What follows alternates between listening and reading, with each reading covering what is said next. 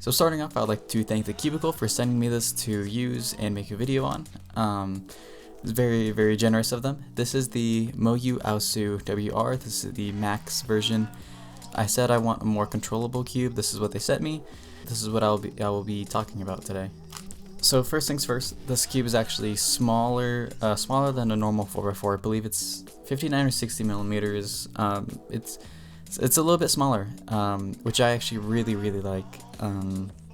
I love the size, and the sticker shades, the stickerless shades on this thing are honestly really good. I really enjoy the stickers and the size. Of course, this is magnetized.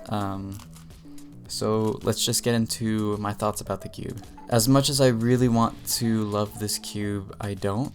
At least for me, in my experience, it's been rather frustrating to use and difficult to use. There are some solves that feel pretty good, and you know, they feel like, it feels like this cube flows, I can keep up with it. But then there, on the other side of things, there are some solves that have no more than 3 turns before a catch or lockup happens. For me, this is too fast. The outer layers are just too fast on this thing. But I think that one thing that definitely does not help is that the inner layers are incredibly sluggish on this thing. I think when I'm trying to do parity and I have to apply a lot of force to turn 2 layers and then a double flick on the outer layers on this thing, it's a little jarring. Just turning the outer layer just on 3x3 stage, I find that even then it's still not the most reliable and controllable thing in the world. And I really don't like that this thing is so incredibly fast, but the corner cutting is not good enough to keep up with that. And I don't know if necessarily the corner cutting is better on the Wuquei, but the Wuquei is controllable enough to where I don't need it to be, and it's also more flexible.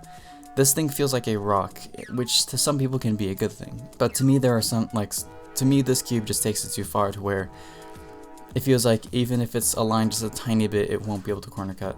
Yeah, also one issue that I've been getting, I'm gonna try to see if I can do it. I've gotten these way more in the past month using this than I ever have on my Wuquei. This still does happen on my Wuquei, but this one just seems to happen so much more often and so much more frequently that has messed up a few solves for me. In terms of feel, I do enjoy the feel. It has sort of like this buttery feel with this the sort of crispy crunchiness underneath it. Just turning it, it's pretty nice. This is still a cube that I can use. It's just sometimes really frustrating.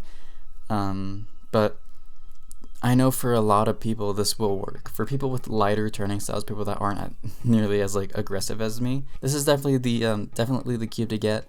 I would not recommend this at all.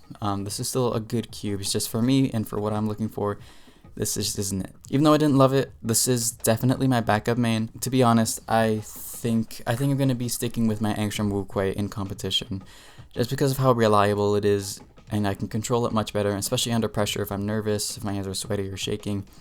This is definitely gonna be better for me and for what I'm looking for. That's it.